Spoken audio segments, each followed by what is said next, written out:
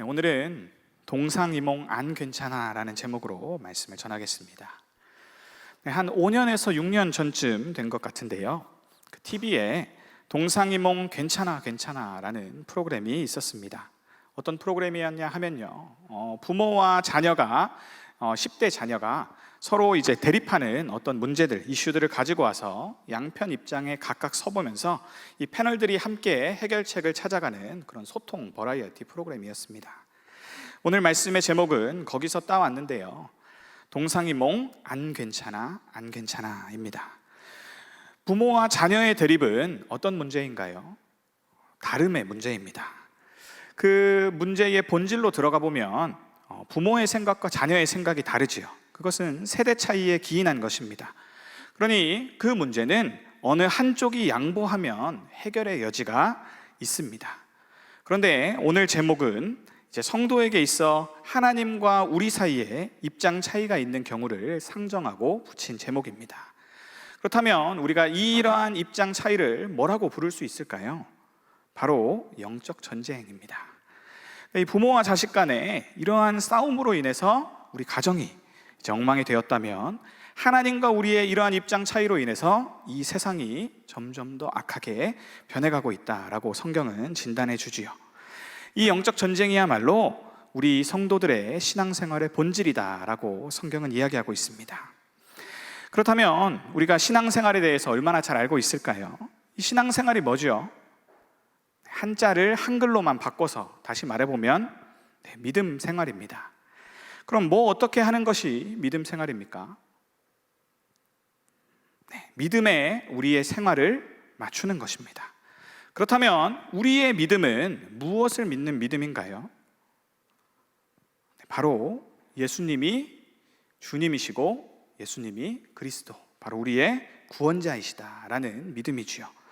그렇다면 우리의 신앙생활의 내용은 죄악된 우리의 본성을 거슬러서 우리를 구원해 주신, 나를 그 핏값으로 사신 내 주님의 입장을 계속해서 받아들이려고 의지적으로 나아가는 것, 그것이 바로 우리의 신앙생활이라는 것입니다. 그렇기에 이 신앙생활은 필연적으로 영적 전쟁일 수밖에 없죠. 왜요? 우리의 본성과 하나님의 입장이 계속해서 부딪히니까요. 자, 그런데 이 영적 전쟁은 세대 갈등이 오는 그러한 부모와 자녀의 대립처럼 다름의 문제가 아니라 옳고 그름의 문제라는 사실에 우리가 주목해야 합니다. 나는 하나님과 의견이 다릅니다, 그러니 저를 냅두세요, 아니면 저는 따르지 않겠습니다 라고 하는 선에서 정리할 수 있는 문제가 아니라는 것입니다. 우리 부모님은 옳을 수도 있고 틀릴 수도 있습니다. 그리고 우리 자녀들의 의견은 역시 옳을 수도 있고 틀릴 수도 있습니다. 그러니 이런 경우에 소통을 통해서 무엇이 정말로 모두가 합의할 수 있는 올바른 길인지 그 접점을 찾아가는 것이 지혜로운 처사지요. 그런데 하나님의 경우는 조금 다릅니다. 하나님의 경우는 늘 옳습니다 라고 성경이 이야기합니다. 그러니 그분은 진리를 나타내시는 계시자이시요. 그런데 반대로 나에 대해서 성경이 말하는 것, 그리고 우리가 나에 대해서 경험적인 내용들로 살펴보면 우리의 모습은 어떻습니까? 역시 옳을 수도 있고 틀릴 수도 있습니다. 자, 그렇다면 이 두 쌍방이 부딪힐 때 우리는 어떤 해결책을 따르는 것이 올바를까요? 결론은 분명하지요. 나는 져야 되고 하나님이 이기셔야 합니다. 왜요? 하나님이 늘 옳으시니까요. 그 길이 우리에게 가장 좋은 일이니까요. 그러니 그것이 진정한 승리다라고 성경은 우리한테 알려주는 것입니다. 그래서 우리가 이스라엘입니다, 우리가 새로운 이스라엘로 이제는 교회입니다 라는 의미는 바로 이것입니다. 하나님과 겨루어 내가 지는 것이 궁극적으로 이기는 길임을 배우는 백성들입니다 라는 이 역설입니다. 그래서 우리가 하나 기억해야 되는 것은 이러한 영적 싸움, 즉 신앙생활이 결코 쉽지 않다라는 사실입니다. 우리는 이 사실을 너무 쉽게 망각하는데 우리가 넘어지는 문제들이 있습니다. 자, 이름답게 하나님이 늘 이기시도록 하는 그러한 삶을 살지 못한 이스라엘과 우리의 삶은 다르다라고 너무 쉽게 선을 그어 생각하고요, 오늘 우리가 살펴본 본문의 삼손은 거의 근육만 있고 어딘가 모자란 그러한 사람처럼 치부합니다. 그러나 이것이 사실입니까? 그렇지 않습니다. 삼손은 택함 받은 백성 중에 하나로 성도라 일컬음을 받은 오늘 우리와 동격입니다. 그래서 그의 삶을 살펴보면 전혀 거룩하지 않지만 하나님의 강권적인 선택에 의해서 거룩해졌다 칭함받은 자요, 앞으로 이 이스라엘을 다시금 거룩하게 하라고, 그 거룩을 이루라고 부름받은 자였다라는 것을 우리가 기억했으면 좋겠습니다. 그래서 오늘 우리가 이 본문을 볼 때 그의 인생을 보면서 우리의 인생 역시도 이 우리가 어리석다고 생각하는 삼손보다 조금도 나은 점이 없구나라는 것을 깨닫는 것이 참 지혜로운 자의 모습입니다. 그래서 오늘 말씀 제목에 이 동상이몽이라는 단어는요, 이 사자성어는 같은 침대에 누워 다른 꿈을 꾼다라는 말입니다. 즉 같이 행동하면서도 속으로는 각각 다른 의도와 목적을 가진 생각을 하거나 아니면 같은 것을 보면서도 서로 달리 생각하는 것을 의미하는 것이지요. 자, 이 성도들의 모습이 그렇지 않습니까? 하나님께서 택하셨기 때문에, 하나님께서 우리를 부르셨기 때문에 하나님 편에서 늘 함께 해주시지만 오늘 내 삶의 모습들을 들여다볼 때 하나님과 다른 꿈을 꾸고 있는 우리 연약한 모습, 그것이 영적 전투 중인 우리 모든 성도들의 모습입니다. 그러니 삼손이 대표하는 것은 이제 거룩하게 되었다, 너희 안에 성령님이 계시는 성전이 된 자들이다 라는 자들로 나실인처럼 구별되는 날마다의 삶을 살아야 하지만 계속 나실인이기는 싫어하는 우리의 모습을 대표하는 것이 바로 삼손의 모습입니다. 그렇기에 우리는 이 삼손의 인생을 단순히 비난만 하고 나는 그처럼 살지 않아 라고 선을 긋기보다 내 안에도 삼손과 같은 모습이 있음을 보며 반면교사로 삼는 저와 여러분들이 되시기를 바랍니다. 그렇다면 이 하나님과 같은 침대에서 다른 꿈을 꾸고 있는 이 삼손의 모습이 어떠한지를 한번 살펴봤으면 좋겠는데요. 첫 번째로 이 삼손의 모습이 어떻습니까? 바로 상황을 똑바로 분석하는 눈이 없습니다. 무슨 말이냐면 쉽게 말해서 내 삶에 일어나고 있는 어떤 일들의 원인과 결과를 똑바로 연결하지 못한다라는 것입니다. 그래서 오늘 본문은 특별히 삼손이 사사로서 역사의 전면에 부각되게 되는 그러한 사건을 다루고 있습니다. 어떤 이야기냐면요, 삼손은 블레셋이 두려워서 블레셋과 싸우는 것이 아니라 자기를 결박해서, 이 삼손을 결박해서 블레셋에 제물로 갖다 바치는 이 유다 자손을 위시한 이스라엘을 말 그대로 얼떨결에 구원해 버리게 되는데요, 사사기의 저자는 그가 얼떨결에라도 구원을 이루게 된 그 원천, 그 힘의 원천에 대해서 정확하게 파악해서 알려줍니다. 사사기 15장 14절 말씀인데요, 우리 같이 한번 읽어보겠습니다. 삼손이 레히의 이름에 블레셋 사람들이 그에게로 마주 나가며 소리 지를 때 여호와의 영이 삼손에게 갑자기 임하심에 그의 팔 위에 밧줄이 불탄 삼과 같이 그의 결박되었던 손에서 떨어진지라. 아멘. 분명히 말하지요, 갑자기 하나님의 영이, 여호와의 영이 임하자 그를 꽁꽁 묶었던 밧줄이 힘없이 끊어지고 이 싱싱한 나귀 턱뼈, 무슨 이야기냐면 죽은 지 얼마 안 돼서 아직 뼈가 무른 그러한 나귀 턱뼈 중에서도 되지도 않는 그런 무기로 블레셋 사람 1000명을 때려 죽이는 놀라운 일을 벌였다라는 것입니다. 그런데 이 일을 겪고 나서 삼손의 판단은 다릅니다. 그가 죽인 시체를 두 무더기로 나누어 쌓고 그곳에 라맛 네히다라고 이 장소에 자신이 이름을 붙입니다. 턱뼈의 언덕이라는 이름인데요, 즉 삼손은 이것을 자기의 업적으로 돌리고 있는 것입니다. 사사기 15장 16절 말씀 제가 한번 읽어보겠습니다. 이르되 나귀의 턱뼈로 한 더미 두 더미를 쌓았으며 나귀의 턱뼈로 내가 1000명을 죽였도다 하니라. 굳이 수고롭게 전쟁 끝나고 지쳤음에도 불구하고 기념물을 만들어 내가 이 일을 했다라고 자랑스럽게 시까지 지어서 노래하고 있는 것입니다. 그런데 또 이상하게도 18절 말씀을 살펴보면요, 사실 그 마음 한켠에는 또 주님이 하셨다라는 고백이 여전히 남아있긴 하다라는 사실도 알 수 있습니다. 18절 말씀 우리 함께 읽어보시겠습니다. 삼손이 심히 목이 말라 여호와께 부르짖어 가로되 주께서 종의 손을 통하여 이 큰 구원을 베푸셨사오나 내가 이제 목말라 죽어서 할례 받지 못한 자들의 손에 떨어지겠나이다 하니. 자, 그렇다면 이 두 고백 중에 무엇이 더 우선되고 있습니까? 14절에 내가 1000명을 죽였다라는 이 기쁨에 겨워서 동음이의어를 열심히 활용해 가면서 아름다운 식구로 지었던 이 고백과 18절에 이 기도문에 주께서 종의 손을 통하여 큰 구원을 베푸셨다라는 이 고백들 중에 어느 것이 더 진실해 보이십니까? 우리가 하나님께 기도하고 있는 이 삼손의 어투를 살펴보면 좀 더 자세히 알 수 있죠. 이 어투가 읽기에 어떠십니까? 이 18절 다시 한번 보여주시겠어요? 네, 어투가 많이 불량합니다. 그의 신앙의 엉터리임을 드러내지요.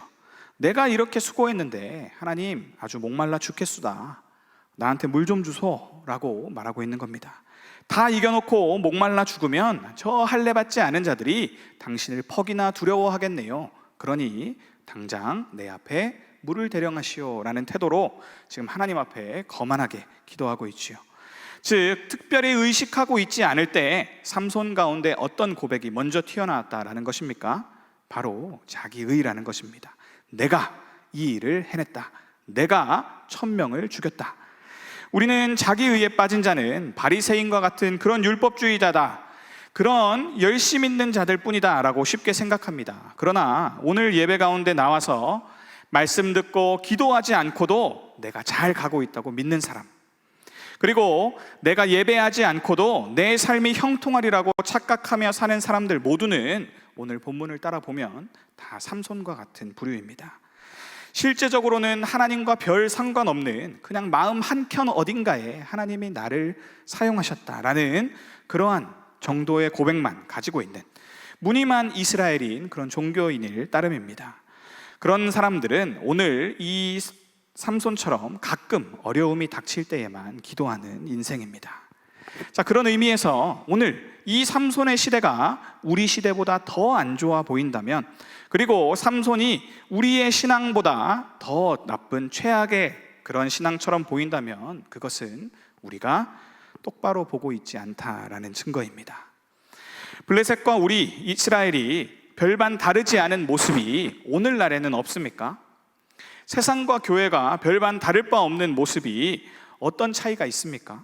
오늘 내가 세상의 가치에 적극적으로 저항하며 살지 않는다면 이미 문화적으로 블레셋에 완전히 예속되어 버려서 더 이상 하나님 앞에 신음하지도 않는 당대 이스라엘과 우리의 모습은 하나도 다르지 않을 수 있습니다. 또 하나님께 굳이 기대지 않고도 오늘 자기가 자초한 일상의 위기들을 이겨내고 있는 이 삼손의 삶이 오늘 우리의 삶에서 예배를 사모하지 않고 예배가 필요하지 않다라고 고백하는 오늘 우리의 부끄러운 모습보다 뭐 어떻게 더 심하게 나쁠 수 있겠습니까?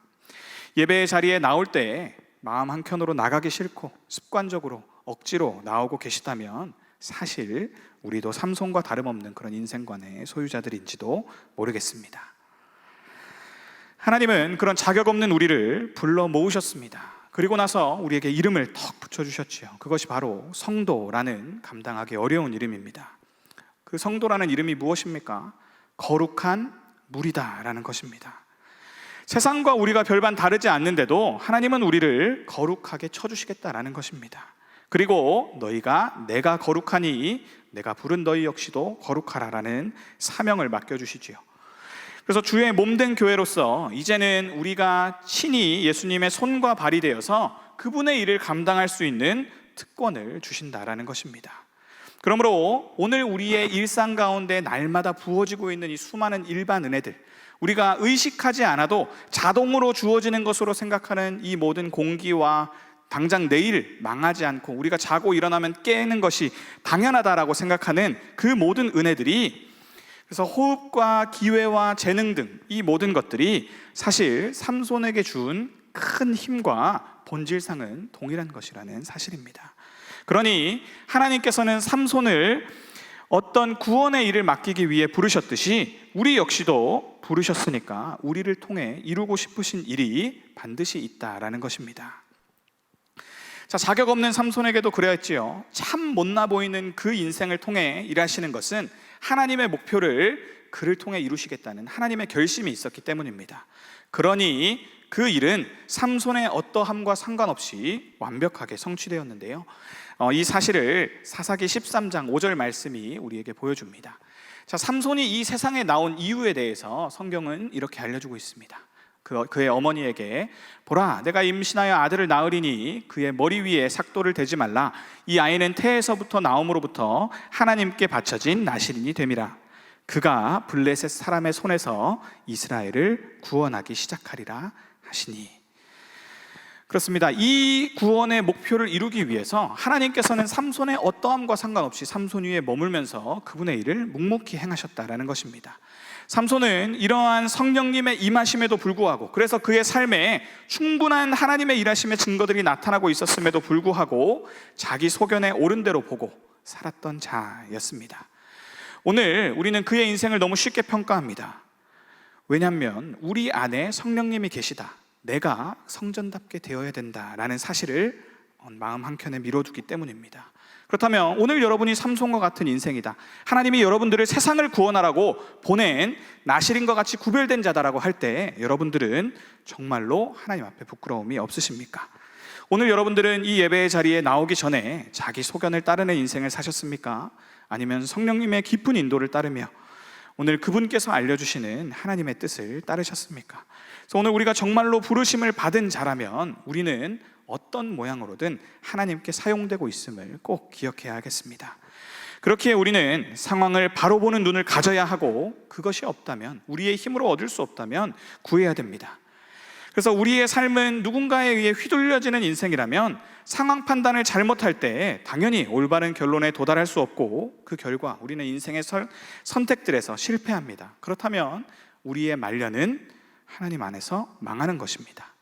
그래서 오늘 내 삶의 성공이든 실패든 이 모든 것이 하나님의 섭리 가운데 이루어진 일을 믿고 우리가 한 걸음 한 걸음 질문하며 나아가는 겸손함을 회복해야 한다라는 것입니다.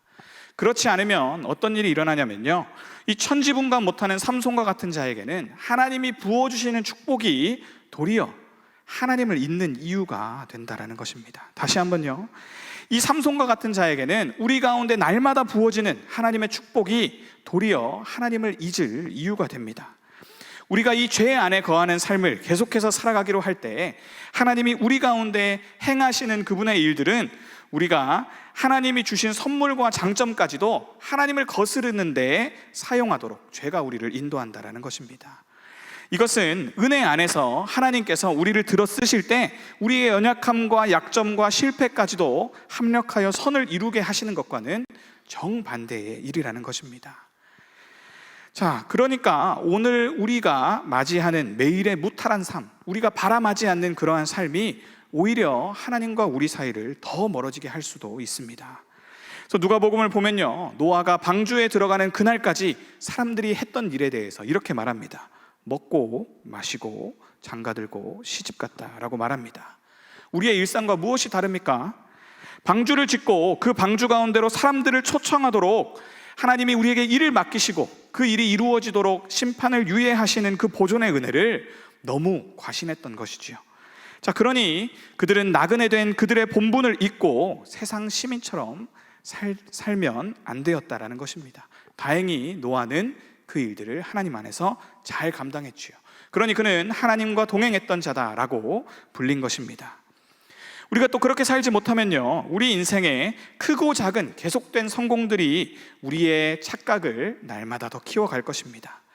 우리의 인생이 순적하게 하나님의 순풍을 받아 나아가고 있는데 우리가 이 바람이 하나님의 순풍이 아니라 내가 노를 저어 내 힘으로 가는 거다라고 우리가 잘못된 착각에 빠져 살면요, 내 뒤에 하나님은 있고 나는 불패다, 나는 지지 않는다 라는 거짓 신화에 빠져서 나라는 우상에 더욱더 목매는 인생이 될 수 있다라는 것입니다. 그래서 이것을 밧세바 효과라고 부른다고 합니다. 최고의 성공을 맛볼 때 언제였죠? 다윗이 정말로 이 나라에 내가 더 이상 할 것이 없습니다라고 말할 수 있을 만큼 그 태평성대를 이뤘을 때, 그때가 가장 치명적인 실패를 맛볼 때라는 것입니다. 자, 그 전에는 이 다윗의 모습이 어떠했습니까? 이 사울을 죽일까 말까 그것조차도 자기의 뜻으로 결정하지 않고 내 원수 갚음까지도 하나님께 물어보는 그러한 절박함으로 하나님을 의지했던 인생이 하나님의 순적한 순풍을 타고 이제 그분의 일을 다 이루고 나자 내가 교만해져서 내가 저 여자를 취하면 내 부하의 가정이 깨진다. 그러한 모든 것들을 다 알면서도 교만해져서 자기 뜻을 관철하는 그러한 때를 맞이하더라라는 것입니다. 내 성공으로 인해 하나님을 더 이상 필요로 하지 않을 그때가 우리는 돌이키기에는 너무 늦지 않았나 하며 결국 이를 갈며 후회할 그러한 빌미가 될 것이라는 것입니다. 그렇기 때문에 하나님은 이 삼손 인생 말미에 특단의 대책을 세우시지요. 바로 그의 이 잘못된 안목을 교정시키기 위해 하나님은 삼손의 두 눈을 빼셨습니다. 그래서 더 이상 세상의 것들이 보이지 않게 되어서야 그는 진정한 신앙의 길로 들어섰게 되었다라고, 그의 죽음이야말로 예수님의 죽음처럼 이스라엘의 구원에 있어 귀히 사용되는 죽음이었다. 한 번만 내게 힘을 달라라는 그 기도만은 정말로 그 두 번째 기도였지만 진실한 것이었다라고 이 사사기 저자가 말하는 그 소리를 우리가 들을 수 있어야 하겠습니다. 그래서 우리 역시도 그런 비참한 모양이 되지 않기 위해 어떤 일을 해야 될까요? 우리는 이 예배를 더욱더 소중히 여겨야 하겠습니다. 오늘 찬양이 이 말씀과 같이 준비된 것이 아닌데도 참 하나님이 맞춰주셨다라는 생각이 듭니다. 우리가 예배를 더 소중히 해야 되는 이유는 우리가 선줄로 생각할 때 그때가 넘어지기 가장 쉬운 때이기 때문입니다. 그래서 고린도전서 10장 12절은 그런즉 선줄로 생각하는 자는 넘어질까 조심하라 라고 말하지요. 바로 나의 나된 것이 늘 하나님의 은혜입니다 라고 우리의 마음과 생각을 붙들 수 있어야 한다는 것입니다. 그렇지 않은 자는 모두가 다 이 삼손과 같은 길을 걷는 자다 라고 성경이 진단하는 것입니다. 그래서 하나님께서는 이 예배의 자리를 누군가 계속 섬기게 하심으로써 이 땅 가운데 유지시키는 것입니다. 너희가 똑바로 봐야 된다, 똑바로 선택해야 된다, 그 우리의 회심을 위해 하나님께서는 계속 이 세상에 보존하시는 은혜를 베푸시면서 자신의 뜻과 본심을 말씀을 통해 계시해주고 계십니다.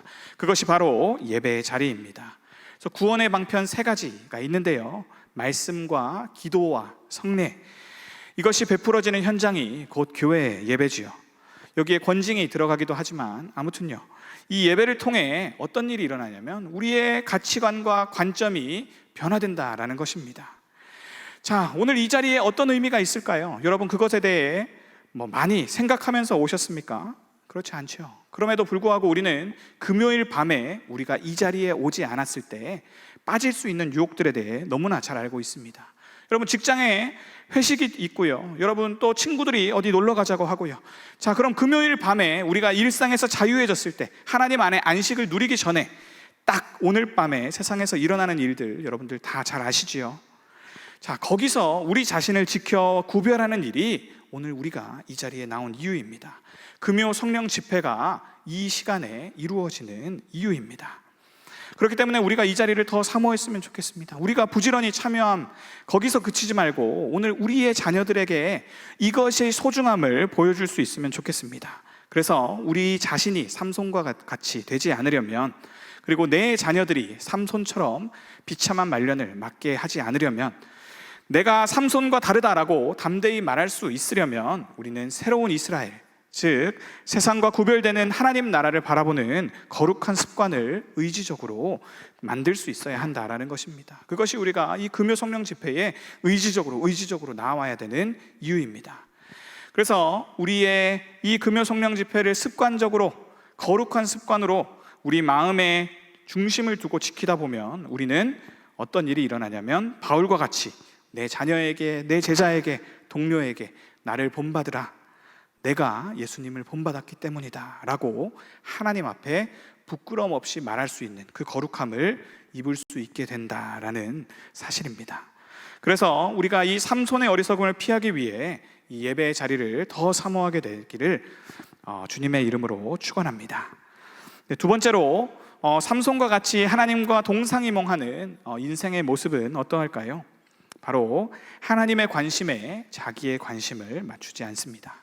즉 예배는 예배고 삶에 가서 삶의 우선순위가 여전히 자기한테 있다라는 것입니다. 하나님이 내게 주신 능력과 이것을 어디에 쓰는지는 하나님이 결정하시는 게 아니라 별개로 내가 결정한다라는 것입니다. 그래서 이 삼손이 어리석어 보이는 것이지요. 그가 하나님의 거룩한 능력을 받아 세상에서 자기의 정욕을 따라 살아가기 때문입니다. 사사기 15장 18절 말씀 제가 한번 읽어보겠습니다. 삼손이 심히 목이 말라 여호와께 부르짖어 이르되 주께서 종의 손을 통하여 이 큰 구원을 베푸셨사오나 내가 이제 목말라 죽어서 할례 받지 못한 자들의 손에 떨어지겠나이다 하니. 네, 이 13장에서 16장까지가 삼손의 인생을 그려놓은 이야기입니다. 그래서 가장 길게 사사의 인생에 대해서 서술해 있는 것이 바로 삼손입니다. 그런데 그 긴 인생에 대한 이야기 중에서 이 기도가 삼손이 드린 첫 번째 기도입니다. 자, 그 인생 전반에 별로 그렇게 하나님 앞에 구하여 얻은 것이 없다라는 이야기죠. 자, 그런데 그가 그 첫 번째 기도로 하나님을 찾은 상황과 이유에 대해서 한번 주목해 보시기를 바랍니다. 자, 삼손이 어떤 어려움들을 겪었었죠. 자기의 뜻대로 저 블레셋 사람을 취하러 첫 번째 결혼을 하러 갈 때 사자가 그 앞길을 막았었습니다. 여러분, 사자를 때려잡는 일이 쉽나요? 네, 그 사자와 싸울 때 그는 기도하지 않았습니다. 그리고요, 그가 그 결혼식이 잘못되어서 블레셋 사람과 다투게 되었고, 그 블레셋 사람들에게 엉망으로 만든, 그래서 이제 1000명의 블레셋 사람과 싸우게 된 오늘 이 본문에서도 그가 싸우기 전에 기도했다는 모습이 있습니까? 없습니다. 자, 그때도 하나님의 영이 갑자기 임했지 그가 구해서 하나님의 영이 임한 것이 아닙니다. 즉, 그 어떤 위기도 그는 그냥 그에게 절박한 것으로 여기지 않았습니다. 그러다가 그가 하나님을 찾은 이유가 무엇입니까? 목이 마른 것. 자, 지극히 개인적인 이유로 싸움을 다 이기고 났더니 하나님, 내가 목이 마릅니다. 얼마나 수고했습니까? 하나님이 저한테 이렇게 박하게 할 수 있습니까? 저는 하나님이 주신 일들을 다 감당했습니다. 그러니 당신의 종에게 물을 주소서라는 이유로 하나님을 찾고 있습니다. 여러분들은 이게 진실한 기도로 들리시나요? 전쟁터에서 1000명을 죽이는 그 원수를 이기는 힘은 자기 힘으로 할 수 있는 일이고, 그 전쟁을 자기의 힘으로 이긴 후에 물을 구하는 것은 하나님만 하실 수 있는 어려운 일인가요? 쉽게 이해가 되지 않습니다. 그래서 우리가 확실히 이 기도를 통해 알 수 있는 것은 그가 나실인이요, 자기가 태어난 생의 목적, 즉 구원자의 사명을 이루라고 받은 능력을 그 사명을 감당하기 위해 썼다기보다는 단지 그의 정욕을 채우다가 위기를 만나면 그 힘으로 극복하고, 그래서 인생을 쉽게 자기의 뜻을 이루어 가는데 그러한 지혜와 재능과 힘을 사용했다라는 것입니다. 그래서 우리가 앞서 말씀을 시작할 때 말했던 이 하나님과의 입장 차이, 즉 영적 전쟁을 불러오는 것은 두 가지 종류로 나눌 수 있는 것 같습니다. 그래서 첫 번째는 앞서 말한 것처럼 우리의 눈과 하나님의 눈이 다른 거죠. 상황에 대한 해석의 차이가 있는 것입니다. 즉, 사실 판단이 다른 것이 입장 차이가 하나가 될 수 있고요. 두 번째는 우리가 가치를 판단하는 차이입니다. 즉, 사실을 떠나서 나는 이런 것이 옳다고 생각합니다 라고 말하는 거죠. 옳고 그름과 우선순위를 정하는 데 있어서 하나님의 뜻과 내 뜻이 다른 것입니다. 자, 그래서 삼손은 비록 뱃속에서긴 하지만 분명히 하나님의 부르심을 받았습니다. 그의 부모가 이 삼손이 태어나고 나서 그를 양육하는 동안 한 번도 그것을 이야기하지 않았을까요? 아닐 것입니다. 그 험난하고 이스라엘과 블레셋이 차이가 없던 시절에 그들은 하나님을 보고, 이 부모들은 이 하나님의 뜻, 그래서 내 자녀가 나실인으로 부름받은 것을 정말로 기뻐했던 믿음의 사람들이었습니다. 그러나 사탄은 이 부름받은 성도들이 신분의식을 잃어버리고 딱 이 삼손처럼만 살기를 바랍니다. 그것이 오늘 본문이 우리에게 알려주는 것입니다. 자, 하나님이 택하시고 부르신 후에 일을 맡기시고 이 세상에서 여러 가지 일들을 이룰 수 있는 여러 가지 재능과 은사들을 주실 때 그 현란한 은사들을 자기 정욕대로 낭비하라는 유혹을 이 세상이 우리에게 준다라는 것입니다. 그래서 이 마지막 구원자, 최종적으로 구원을 완성하기 위해 오신 우리의 예수님조차도 그분의 사역을 이루기 전에 공생의 시작에 앞서서 어떤 시험을 받았죠? 성령님께 이끌려서 광야에서 받은 시험이 있죠. 십자가 사명이니 인류의 구원이니 그런 거창한 이상주의는 다 집어치우고 오늘 하나님이 너한테 주신 네 능력이 있지 않냐, 그 능력으로 배 채우고 하고 싶은 거 하면서 살아 라는 이 예수님과 동일한 시험 앞에서 삼손은 자기의 정체성을 잃어버리고 그 시험에서 넘어졌다라는 것입니다. 그러니 부모님이 그에게 자기 사명에 대해서 알려주고 그러한 인생에서 떠나라고 말할 때도 한 귀로 듣고 한 귀로 흘리지요. 그냥 내가 이 시체에서 꿀을 집어먹고 부모한테만 안 알리면 되지, 걸리지 않으면 땡이야, 내게 주신 이 능력은 그래도 떠나지 않을 거야 라는 그러한 거짓된 확신을 계속해서 쌓아가는 방향으로 그는 자신의 정욕을 위해 이 모든 힘을 사용했다라는 것입니다. 그래서 그는 나시린으로서 지켜야 될 규례도 분명히 배웠겠지만 하나도 지키지 않고 다 어겼습니다. 그리고 나서 온 인생을 여자에게 바쳤지요. 그가 그의 힘을 사용한 것은 대부분 여자를 얻기 위해서였습니다. 그리고 그 여자를 얻을 때 방해가 되는 것들을 해치우기 위해서였습니다. 그는 그러한 과정에서 하나님의 부르심과는 달리 트러블 메이커가 되었습니다. 구원은커녕 이스라엘의 평화도 가져다 주지 못한 반쪽짜리 사사일 뿐이었습니다. 사랑하는 성도 여러분, 우리가 삼손의 인생을 묵상하며 그 자리에 우리를 대입할 수 있기를 원합니다. 하나님은 여러분들이 곧 삼손과 같다라고 성경을 통해 말씀하십니다. 자, 구약 이스라엘에 아무도 없을 그때에 하나님은 그나마 삼손이라도 불러서 이제 이 일을 했다면 내가 구원을 다 이루고 난 이후에 너희는 나보다 더 능력 있는 사역자가 될 수 있다라고 예수님은 명령하십니다. 그렇기에 삼손의 길에 서 있다면, 우리가 여전히 오만한 자의 자리에 앉아 있다면 돌이켜 복 있는 자의 길로 들어설 수 있기를 바랍니다. 그래서 이 삼손과 같이 자기 눈에 좋은 대로 우리의 인생을 낭비하지 않기를 원합니다. 우리의 재능과 은사와 이 시간을 하나님이 원하시는 그 목적을 위해 사용할 수 있기를 바랍니다.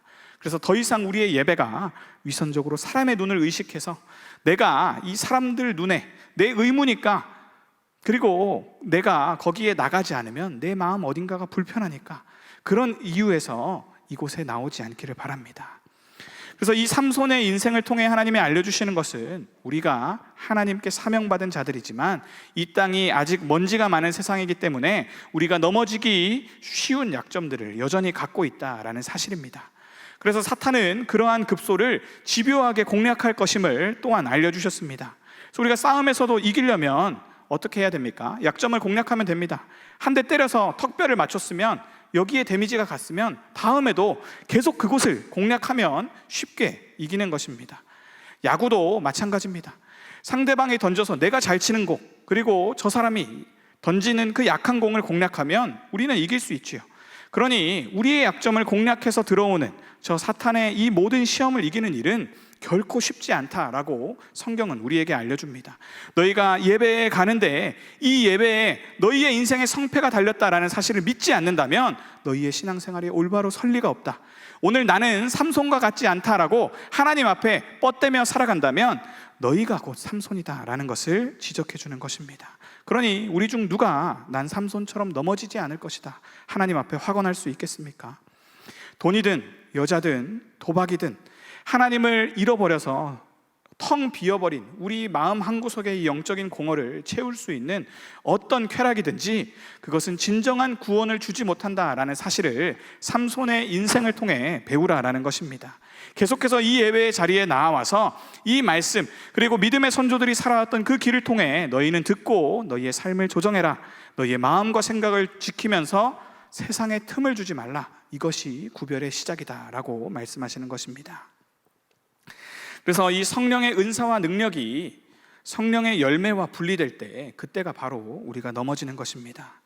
우리에게 주신 은사가 원래의 목적, 즉 거룩함과 이 성화를 통한 인격을 벗어나서 사용될 때, 즉 우리의 마음대로 사용되기 시작할 때, 그것이 우리 인생 전체를 흔들 수 있는 양날의 검임을 우리가 다시 한번 기억해야 하겠습니다. 그것이 바로 삼손의 인생이 보여주는 것입니다. 외적으로는 그를 이길 자가 아무도 없어 보였습니다. 블레셋의 북쪽에서 남쪽 끝까지 내려가도 그를 가로막을 수 있는 블레셋 사람이 없었습니다. 그럼에도 불구하고 그는 황폐한 인생을 살았습니다. 그는 남의 조언도 듣지 않았고요, 남과 협력하는 인생도 살지 않았습니다. 그가 사사로서 그 이전의 사사들처럼 우리가 함께 모여서 하나님의 일을 이루자라고 말하면 백성들도 그와 함께 싸워야 하는데, 그렇기커녕 엉망인 인생을 사니까 그는 곧 철저하게 고독한 인생을 살았습니다. 그래서 세상이 볼 때는 문제없는 성공을 가고, 그래서 세상에 자기를 이길 것이 없는 그런 불패의 인생을 살았지만 하나님과 동행하지 않았기에 그는 고독했고, 그래서 자기의 약점인 여자의 목을 맨 것입니다. 그리고 그 인생의 결국은 어떠했습니까? 그가 얻으려고 노력했던 그 모든 힘을 다해 추구했던 그 드릴라라는 여자에 의해서 그는 파멸을 맞게 되었지요.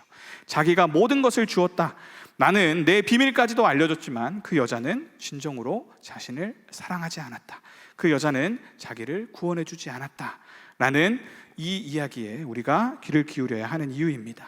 그래서 사사기 14장 4절 말씀을 제가 한번 읽어보겠습니다. 그때에 블레셋 사람이 이스라엘을 다스린 까닭에 삼손이 틈을 타서 블레셋 사람을 치려 함이었으나 그의 부모는 이 일이 여호와께로부터 나온 것인 줄은 알지 못하였더라 라고 이야기하는데요.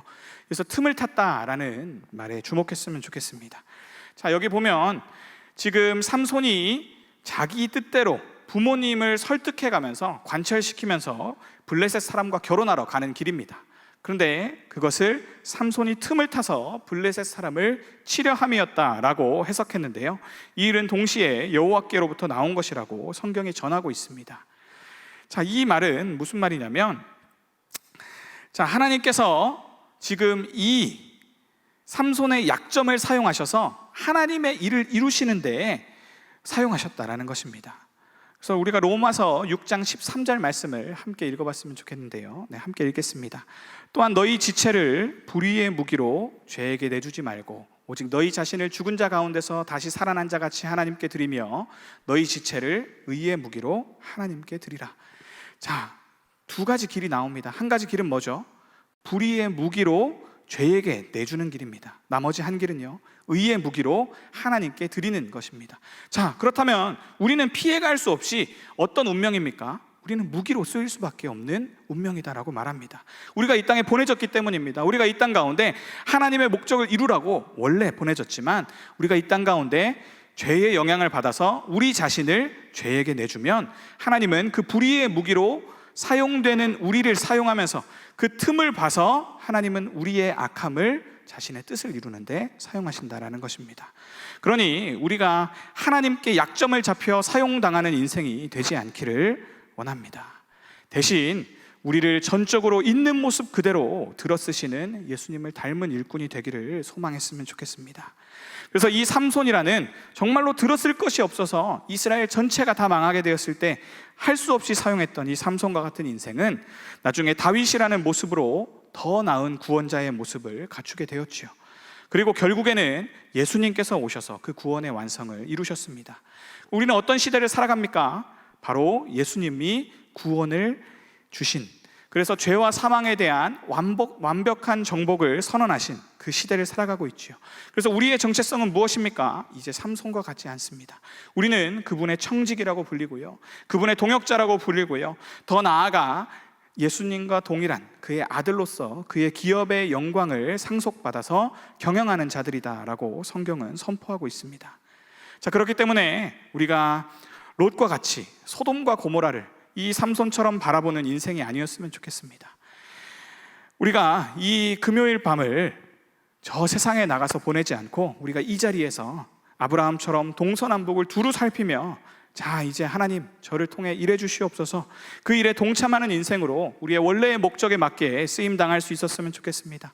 그래서 우리의 인생에 하나님이 부어주신 이 귀한 은사들을 낭비하지 말고요, 대충 살며 무기력한 인생으로 오늘 하루를 때우자, 그런 보잘것없는 인생으로 전락하는 것이 아니라 우리가 이 땅에 보내졌으니 밭에 감추인 그 보화를 직시하며 그것을 얻기 위해 총력을 기울이며 나아가는 저와 여러분들이 되시기를 주님의 이름으로 축원합니다. 이제 말씀을 마칠 텐데요, 우리의 인생은 무균지대가 아닙니다. 그리고 우리의 인생은요, 진공 상태도 아닙니다. 우리는 인식하지 못하지만 사탄에 의해서 눌려있는 상태다라고 말하고 있습니다. 그래서 이 세상을 살아가는 동안 아직 천국이 오지 않았을 그때는 이미 한 방향으로 치우쳐져 있다라고 성경은 이야기합니다. 그것이 본질상 진노의 자식이다라고 말한 사도 바울이 우리를 칭한 우리의 상태입니다. 그래서 우리는 모르지만 우리는 실제로 20톤 정도의 공기 무게를 우리의 머리와 어깨로 지탱하면서 살아가고 있다고 합니다. 단지 우리가 그것을 느끼지 못하는 것은 우리가 그러한 기압 조건에서 태어나고 자랐기 때문입니다. 그렇기 때문에 우리는 그것을 당연한 것으로 여기고 이 공기가 내 머리 위에 있는 이 일기압이 무거운 것이다라고 느끼지 못하는 것입니다. 그러나 이제 이 말씀을 통해 우리는 의식할 수 있어야 됩니다. 너희 머리 위에 무거운 죄의 짐이 있다. 너희가 영적으로 깨어있지 않고 너희가 예배를 통해 하나님과 동행하는 것, 하나님의 임재를 누리는 것, 하나님이 보여주시는 대로 나아가는 그 길을 살지 않는다면 너희는 인생에 있어서 패할 것이다. 그것에 성패를 거는 인생이 되라 라는 그 메시지를 오늘 우리가 제대로 받아들이고 누리지 못한다면 우리는 불행한 자들이다라는 것입니다. 그러니 영적으로 가치 중립적이지 않은 이 세상을 살면서 우리가 거룩하기 위해 몸부림쳐야 하고 예배의 자리를 사모하며 우리가 걷는 길을 늘 되돌아봐야 합니다. 그래서 이 삼손과 같은 실수를 반복해서는 안 되겠습니다. 우리의 시선을 점검하고 우리가 천국의 가치에 동의하며 그것에 전력을 다해 쫓아야 할 수 있어야 하겠습니다. 그래서 오늘 본문 19절 말씀을 마지막으로 읽겠습니다. 자, 하나님이 레히에서 한 우묵한 곳을 터뜨리시니 거기서 물이 솟아나오는지라 삼손이 그것을 마시고 정신이 회복되어 소생하니 그러므로 그 샘 이름을 에낙고레라 불렸으며 그 샘이 오늘까지 레히에 있더라. 자, 이 못난 삼손도 그래서 정말로 하나님 안에서 성공하는 인생을 살지만 계속해서 내 안에 타는 목마름으로 인해서 뭔가 만족할 수 없고 여전히 누군가를 찾아야 되는 그 인생, 이 못난 삼손도 기도 응답이 되고 나니 이 예배의 자리를 지나고 나니 정신이 회복되어 소생하고 사사의 직무를 감당할 수 있었다라는 것입니다. 그러니 오늘 이 예배에 나오는 우리가 떳떳하지 못하고 오늘 삼손과 똑같은 모습으로 살아갈지라도 오늘 우리는 이 예배를 통해서 부어지는 하나님의 은혜가 우리의 어떤 잘못보다도 훨씬 더 크다라는 사실을 기억하며 담대히 나아갈 수 있었으면 좋겠습니다. 그래서 히브리서 11장 32절을 보면요, 하나님이 인정하시는 믿음의 사람으로 삼손의 이름이 올라와 있습니다. 자, 우리는 그의 인생이 두 눈을 뽑히고 정말로 비참한 말로다라고 말하지만 이 삼손의 어리석은 인생도 결국 하나님이 인정하시는 믿음이 되었다라는 것입니다.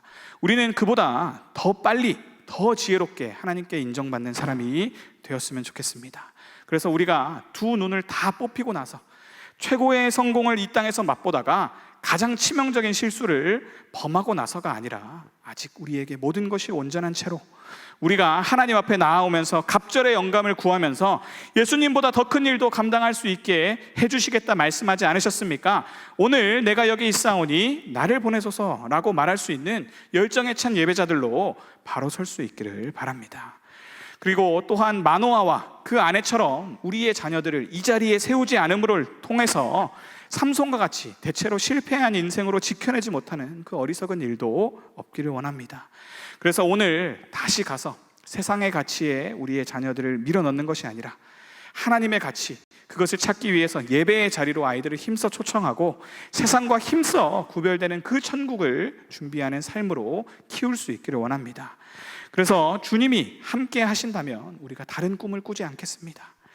그래서 내 말년을 삼손처럼 비참하게 보내기보다 내가 아직 멀쩡할 때 주님이 함께 해주실 그때에 주님과 함께하는 꿈을 꾸며 하나님의 영광을 나누어 받는 거룩한 상속자가 되겠습니다 고백하는 이러한 소원 가지고 이 온천교회를 주님 원하시는 교회로 함께 세워가시는 저 여러분들 되시길 주님의 이름으로 축원합니다. 이 시간 우리 함께 말씀 붙들고 기도했으면 좋겠습니다.